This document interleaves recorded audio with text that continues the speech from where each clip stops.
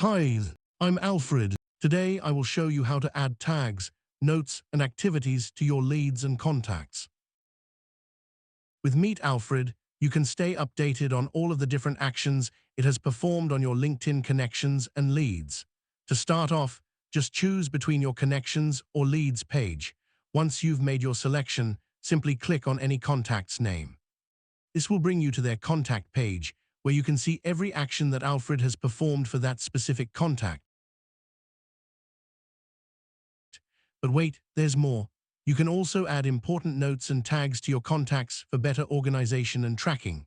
To add notes, just head over to the Notes tab, jot down your thoughts, and remember to click on Save to keep them handy for future reference. And if you want to assign tags for easy categorization, just go to Tags and pick the desired tag. It's as simple as that. I'm Alfred. I look forward to helping you again.